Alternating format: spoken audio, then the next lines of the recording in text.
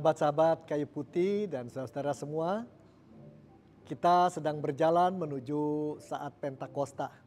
Ini saat-saat kita bisa merenungkan banyak hal setelah kebangkitan Kristus kita rayakan. Hari ini saya mengajak Anda memikirkan satu hal.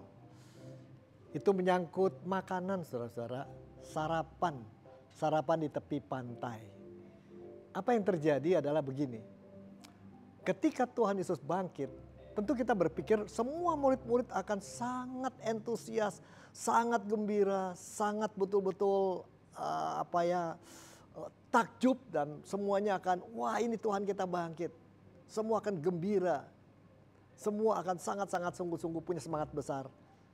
Saya kira kalau Anda berpikir seperti itu belum semua kebenaran. Kenapa? Karena ada seorang murid yang mestinya galau. Kenapa dia galau? Karena dia pernah bikin kesalahan yang hanya Tuhan Yesus tahu dan lihat. Yang lain tidak tahu.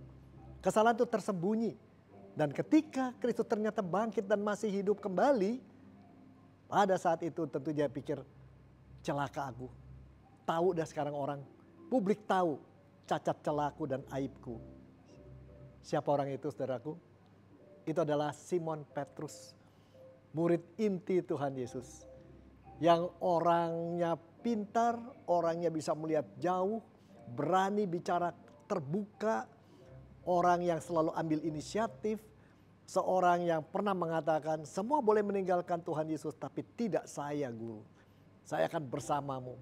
Dan dia buktikan ketika Tuhan ditangkap semua orang lari kabur, dia nyeludup masuk ke tempat Tuhan Yesus diadili. Dia masuk ambil risiko yang sangat tinggi.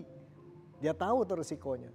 Tetapi ketika seorang wanita bertanya, kau ini murid Kristus? Jawabannya, aku gak kenal dia. Itu ditanya sampai 2 kali lalu ketiga kali.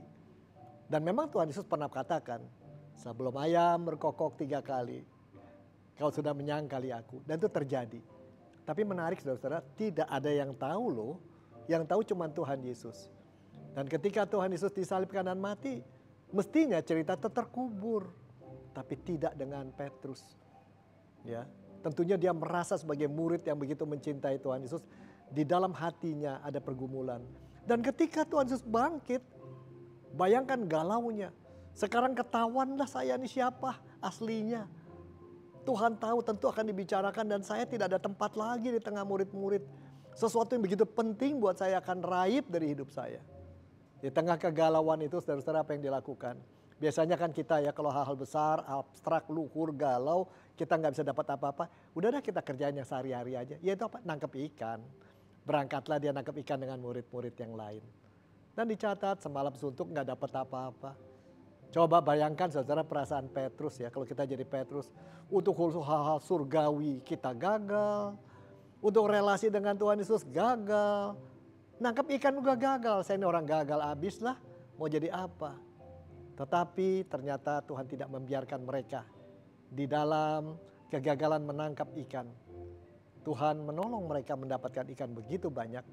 Bahkan ketika mereka tiba di pantai dengan ikan begitu banyak, Tuhan sudah sediakan ikan yang sudah dibakar, ikan yang sudah dimasak. Menarik sekali ya. Tapi jangan bilang Tuhan Yesus ini adalah pemilik utama dari fish and chips. Bukan begitu saudara-saudara. Tapi Tuhan menunjukkan apa yang mereka rasakan. Apa yang mereka butuhkan dia berikan. Untuk soal perut, tapi bukan hanya itu. Kemudian dengan Petrus terjadi percakapan-percakapan yang indah. Yang nanti kita akan pelajari di masa depan. Yang menunjukkan betapa Tuhan mengerti juga kebutuhan iman dia. Kebutuhan spiritual dia. Jadi saudara, sepanjang Pentakosta ini kita diingatkan sekali. Sekali lagi. Kita tidak pernah berjalan sendiri dalam kondisi apapun juga.